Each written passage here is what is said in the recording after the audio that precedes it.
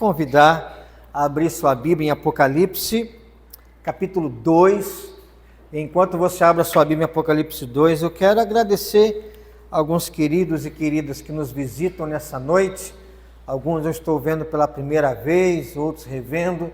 Que Deus te abençoe em nome do Senhor. Nós somos uma igreja que busca ser uma igreja bíblica, que busca confiar na palavra do Senhor. E a gente só faz isso debaixo da graça de Deus. Nós não temos força para fazer isso sozinhos, mas Deus nos guarda por confiarmos em Jesus. E você é sempre muito bem-vindo aqui no nosso meio. Muito bem, Apocalipse capítulo 2, versículos de 8 a 11. Nós estamos vendo, desde domingo passado, estamos caminhando nas 7 igrejas do Apocalipse. A minha intenção não é fazer textos e sermões escatológicos, até porque antes de chegar na parte escatológica, e dragão, e não sei o que, e trombeta para cá, trombeta para lá, antes de chegar nessa parte, Jesus escreve 7 cartas, cada uma para 7 igrejas ali na Ásia Menor, né? Hoje seria o norte, sul, leste, oeste, seria o oeste da Turquia. E olhar para essas cartas é entender um pouquinho do desafio nosso, do desafio de cada igreja do Senhor. E como a bênção de Jesus nos acompanha e, acima de tudo, qual é o incentivo, quais são as promessas de Cristo para que a igreja seja fiel. Nós vimos semana passada a igreja em Éfeso e a promessa era que o vencedor se alimentaria do quê? Da árvore da vida, a comunhão eterna com Cristo. Hoje nós vamos ver a segunda carta, a segunda igreja, a igreja em Esmirna. Diz assim, Apocalipse 2, versículo 8. Ao anjo da igreja em Esmirna escreve: estas coisas diz o primeiro e o último, que esteve morto e tornou a viver. Conheço a tua tribulação, a tua pobreza, mas tu és rico, e há blasfêmias dos que a si mesmos se declaram judeus e não são, sendo antes sinagoga de Satanás. Não temas as coisas que tens de sofrer. Eis que o diabo está para lançar em prisão alguns dentre vós, para serdes postos à prova, e tereis tribulação de 10 dias. Sê fiel até a morte, e dar-te-ei a coroa da vida. Quem tem ouvidos, ouça o que o Espírito diz às igrejas. O vencedor, de nenhum modo, sofrerá dano da segunda morte. O vencedor, de nenhum modo, sofrerá dano da segunda morte. Quem aqui tem medo de Apocalipse? Fala a verdade. Ninguém respondeu, mas muita gente ficou rindo, meio torto com a boca aí. Eu não sei todos os mistérios de Apocalipse. Eu não sei todas as figuras de Apocalipse. Mas a parte que a gente sabe com clareza, já tem tanta bondade de Deus para nós, já demonstra tanto o tamanho do poder de Deus para nós e o tamanho do nosso Salvador. E essa carta, a igreja em Esmirna, ela mostra quem é o Senhor Jesus. Quem é o Senhor da história? Quem é que está revelando, dando o Apocalipse para o apóstolo João e para cada um de nós? E nós vimos, na semana anterior, Cristo caminhando entre os candeeiros, examinando a primeira igreja, a igreja em Éfeso. Uma igreja forte na doutrina, mas que precisava recuperar o quê? O primeiro amor. A alegria da presença de Deus. Hoje, Cristo dá mais um passo entre os candeeiros e para na frente da segunda igreja, da igreja em Esmirna. E Esmirna era, na verdade, uma cidade muito importante, admirada na antiguidade. Esmirna era uma cidade muito rica. A principal cidade da província era Éfeso. A segunda cidade em grandeza, em glória, era Esmirna, rica, elegante, à beira-mar. Quem não gosta de uma cidade à beira-mar, né? À beira-mar. Seus habitantes a chamavam de a glória da Ásia, a beleza da Ásia. Séculos antes disso aqui, Esmirna foi atacado por um outro rei que destruiu a cidade, acabou com a cidade, mas Esmirna foi reconstruída. E seus moradores se orgulhavam de uma cidade que havia renascido das próprias ruínas. 300 anos antes desse texto, Esmirna foi destruída. Mas com o passar das décadas e séculos, ela foi reconstruída. E no meio de todo aquele esplendor, no meio dessa cidade reconstruída, gloriosa, rica, havia, porém, uma igreja pequena. Havia nessa cidade uma igreja pequena, pobre, de dinheiro, e que era caluniada, era mal falada pelos habitantes de Esmirna. E é para essa igreja pobre, desprezada, que Cristo diz assim: conheço a tua tribulação, a tua pobreza, mas és rico. Nessa noite eu quero falar sobre a riqueza que o mundo não pode ver. Como uma igreja pobre pode ouvir de Jesus assim: você é rica? Como uma igreja desprezada, colocada de lado, pode ouvir de Jesus assim: eu te conheço e você é rica? Como uma igreja pobre pode ser chamada de igreja rica? E eu quero responder essa pergunta, como uma igreja pobre pode ser chamada de igreja rica, a partir de 3 frases de Jesus nessa carta. Tem mais frases de Jesus, mas eu separei 3 frases para nos guiar, para acharmos essa resposta. Como uma igreja pobre é chamada de igreja rica por Jesus? E a primeira frase, obviamente, é a frase que está no versículo 9. Conheço a tua tribulação e a tua pobreza, mas tu és rico. Tu és rico é a primeira frase. A pobreza era real. A igreja em Esmirna não tinha prestígio social. Ela não tinha recursos abundantes. Esmirna era uma cidade de adoração ao imperador, era uma cidade com vários deuses e era uma cidade onde a vida comercial, comprar, vender, trabalhar, estava ligado a práticas religiosas que a igreja não compactuava. Ou seja, o comércio, comprar, vender, trabalhar, receber, pagar, era extremamente ligado a uma vida religiosa cheia de ídolos, cheia de idolatria, cheia de práticas terríveis, templos a falsos deuses.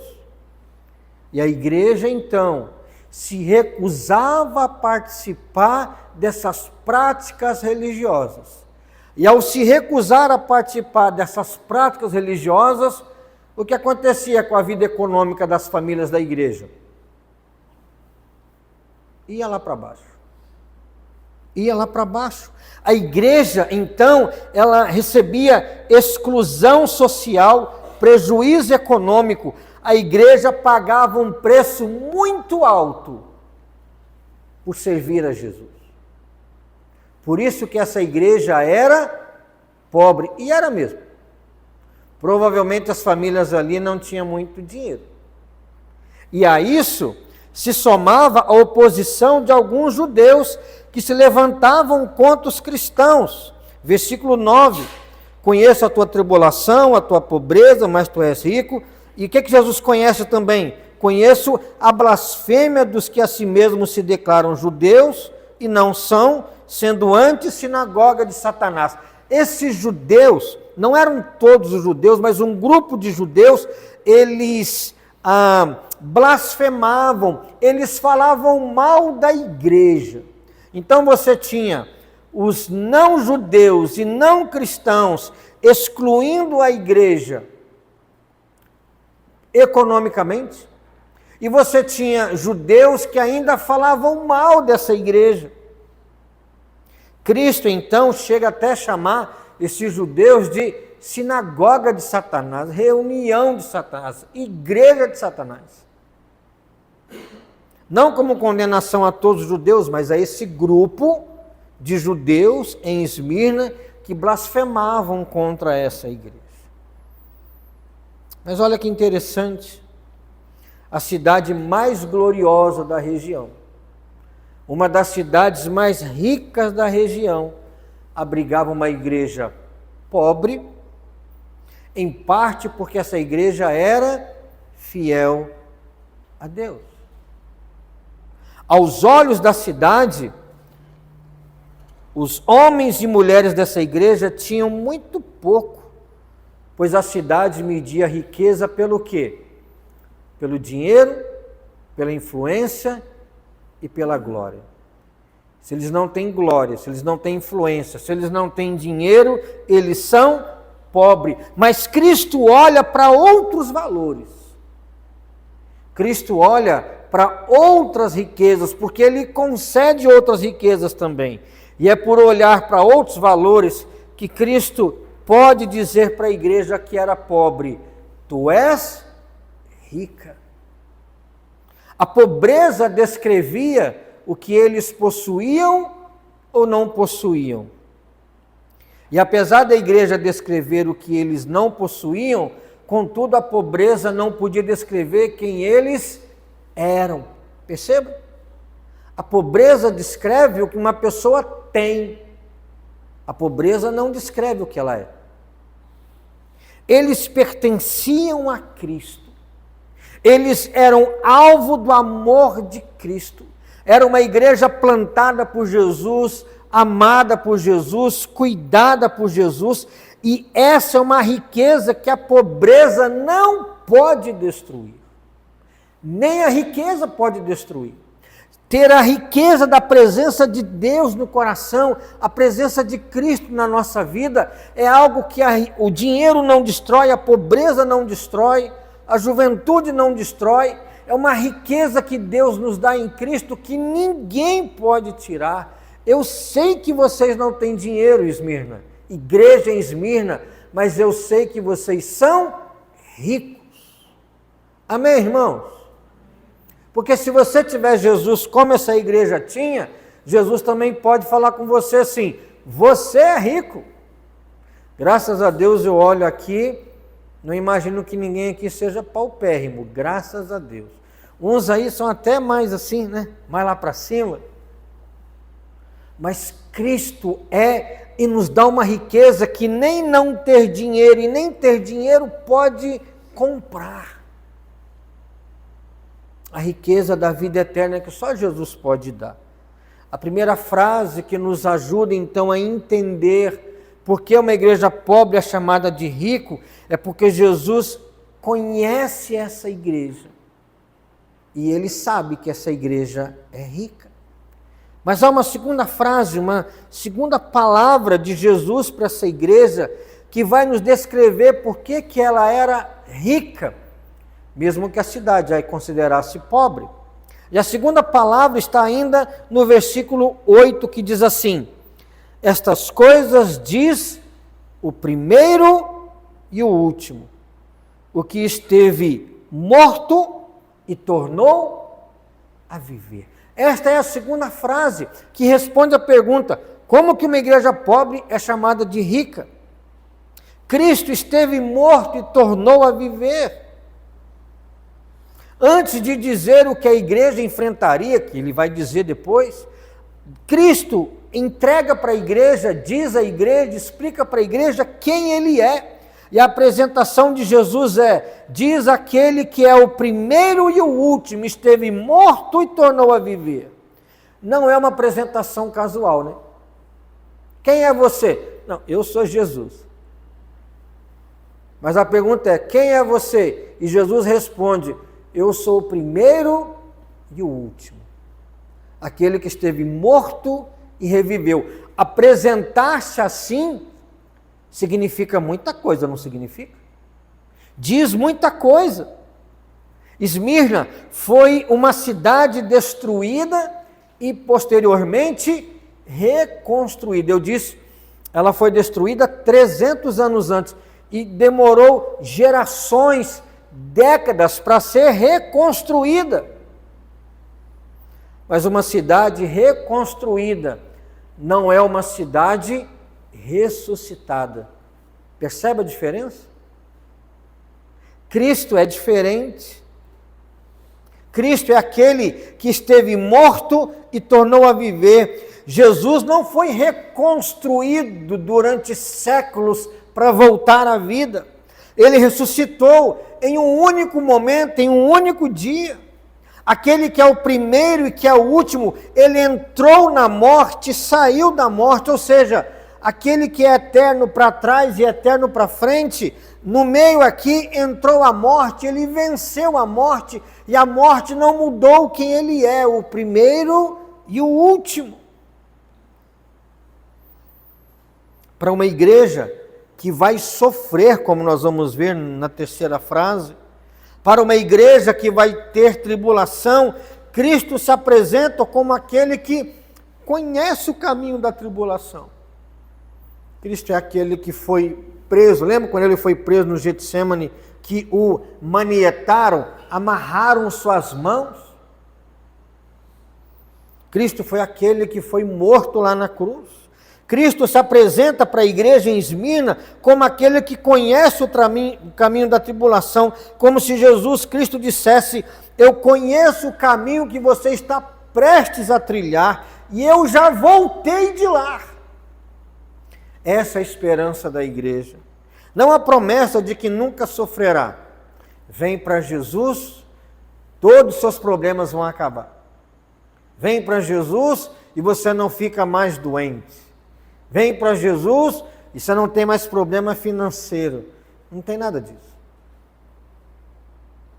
Mas a esperança da igreja não é a promessa de que nunca vai sofrer, nunca vai ter perdas, nunca vai ter prejuízo, mas é a certeza de que o seu Salvador, que já passou pela morte e já venceu e ressuscitou, vai compartilhar com essa igreja a vida eterna. E por possuir essa vitória, Cristo pode dizer então para essa igreja, olha, eu estive morto e tornei a viver. A cidade foi reconstruída. Outras pessoas, outras gerações, outro tempo, mas eu revivi. E vocês também vão vencer e ressuscitar. Cristo então demonstra para essa igreja pobre que ela é rica, porque Jesus olha para ela e vê o que ela tem, tu és rica.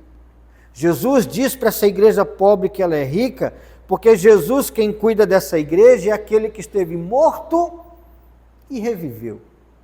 Que é o último, que é o primeiro. Aí entrou a morte. Não, ele continua, porque a morte não venceu. Depois de falar sobre o que ele vê nessa igreja, a riqueza dela. Depois de Cristo falar quem é ele, Cristo dá uma terceira frase, que nos ajuda a responder a pergunta, como uma igreja pobre pode ser rica? E a terceira frase ainda está aí no versículo de número 10 e 11, que diz assim, não temas as coisas que tens que sofrer. Eis que o diabo está para lançar em prisão alguns dentre vós para ser dispostos à prova, e tereis tribulação de 10 dias. Sê fiel até a morte, e dar-te-ei a coroa da vida. Quem tem ouvidos, ouça o que o Espírito diz às igrejas. O vencedor, de nenhum modo, sofrerá dano da segunda morte. A terceira palavra de Cristo para a igreja é o seguinte, versículo 10. Ser fiel até a morte, e dar-te-ei a coroa da vida. Cristo não esconde o que virá. Ele começa dizendo, não temas as coisas que tens que sofrer. Vocês vão sofrer. Haverá tribulação. Ele até diz, o diabo está para lançar em prisão alguns dentre vós, para seres o quê? Postos à prova. Jesus fala, olha, não temas as coisas que vocês vão sofrer, e o diabo vai colocar vocês na prisão. Pastor, mas o diabo tem essa força toda? Ora, o texto está dizendo que tem. Usa autoridades civis, usa homens maldosos, usa a maledicência, usa a blasfêmia, usa a mentira, usa o engano, usa pessoas más. O diabo vai lançar alguns de vocês na prisão para vocês serem postos. Satanás estava por trás da perseguição da cidade contra essa igreja ali em Esmirna. Mas o diabo não é soberano, de jeito nenhum. Ele pode até lançar alguns na prisão, mas ele não pode determinar o limite, o tempo da tribulação. Por isso que o texto vai dizer assim, versículo de número 10 ainda, sereis postos à prova e tereis tribulação de 10 dias. Não precisamos decidir se os 10 dias foram 10 dias literais, se os 10 dias são simbólicos. O que significa, na verdade, aqui, é que apesar da tribulação promovida por Satanás e os homens maus, as mulheres más, o tempo que termina a tribulação é determinado por Deus. E não vai passar. Não vai passar do limite estabelecido por Deus. O ponto principal é claro, a tribulação tem limite. O diabo pode agir, mas o diabo, irmãos e irmãs, ele não controla o calendário. Quem controla o calendário é Deus. Quem controla os nossos dias é o Senhor. E é por isso que Jesus garante então, olha, vocês vão ser atribulados, alguns vão ser presos, mas olha, ser fiel até a morte. Se você morrer, continue fiel. Por quê? Porque mesmo depois da morte, o que eu vou poder te dar? A coroa da vida. A coroa da vida. Jesus não promete que a fidelidade evita o sofrimento. Ser fiel que você não vai sofrer. Não é o que está aí. Ser fiel mesmo que você morra por causa da fidelidade. Jesus não promete a fidelidade que evita sofrimento. Aliás, a fidelidade pode custar nossa reputação, a fidelidade pode custar emprego, a fidelidade a Deus pode custar-nos amizades, a fidelidade pode nos custar dinheiro, a fidelidade a Deus pode nos custar liberdade, a fidelidade a Deus pode nos custar a vida nesse mundo. Mas Jesus garante ser fiel até a morte, por quê? Porque dar-te-ei a coroa da vida. A própria cidade de Esmirna sabia o que era a ideia de coroa. Aqui em Esmirna tinha uma cadeia de montes, uma montanha chamada Pagos. Em cima dessa cadeia de montanhas, ela construiu edifícios que eram tão magníficos que era chamado de a coroa de Esmirna, aqueles edifícios belos sobre o Monte Pagos. Mas aquela coroa em cima dos montes era uma coroa de pedra, e uma coroa de pedra se esboroa, uma coroa de pedra se desmancha, se desfaz. Mas a coroa de Cristo é a vida que não perece. é a vida que não termina.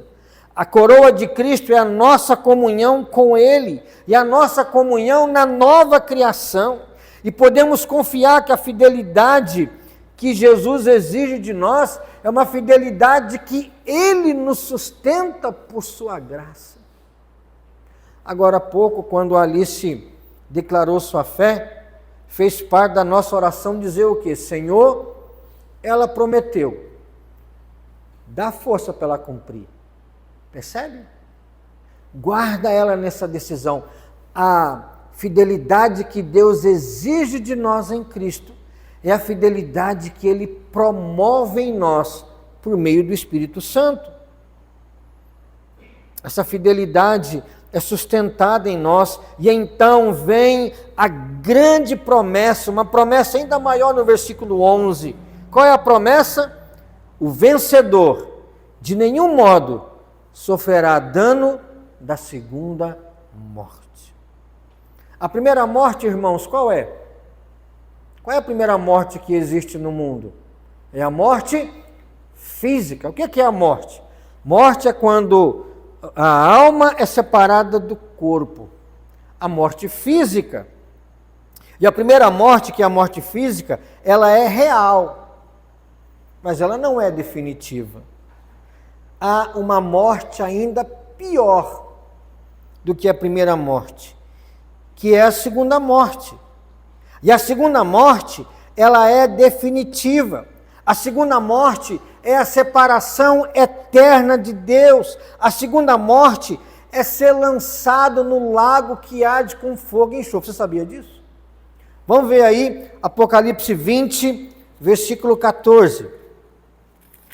Olha o que diz aí, Jesus promete livrar a igreja dele da segunda morte. Pois bem, o que é a segunda morte? Versículo 14. Então, a morte e o inferno foram lançados para dentro do lago de fogo. Esta é a segunda morte, o lago de fogo. Capítulo 21, versículo 8.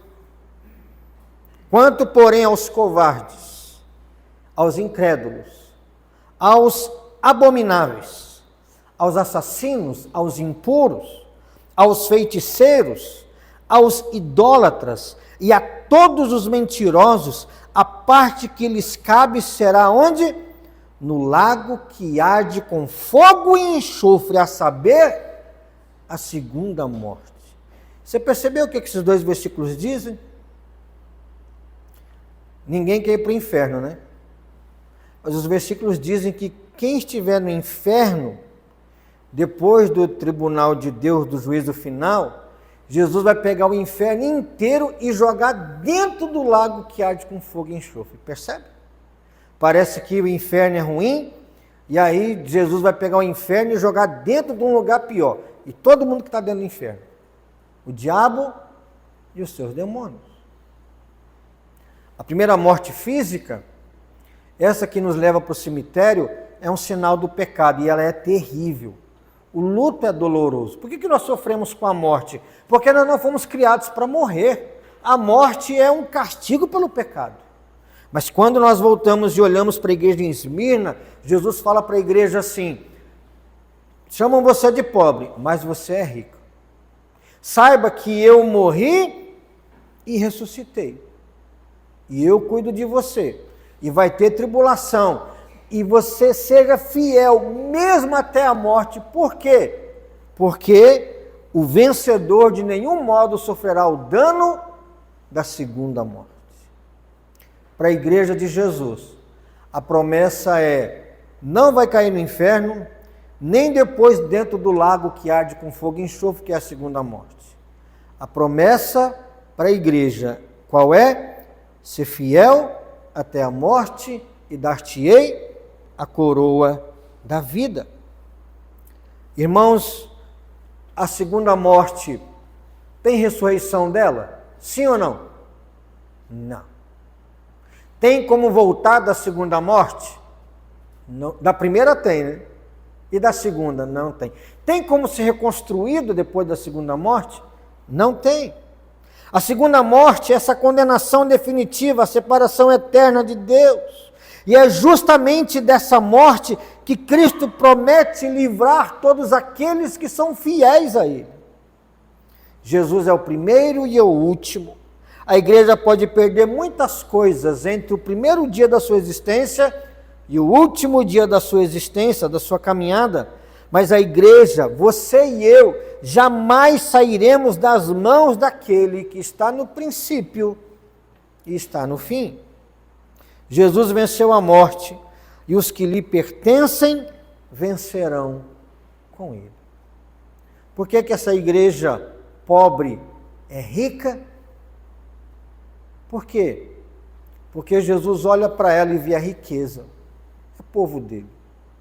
Porque Jesus olha para ela e declara: eu venci a morte. Porque Jesus olha para essa igreja e diz: ser fiel até a morte, eu vou te dar a coroa da vida eterna. Por isso que essa igreja era rica. E eu quero concluir dizendo que pode acontecer que a nossa fidelidade a Cristo nos cobre um alto preço. Pode ou não pode, irmão? Pode.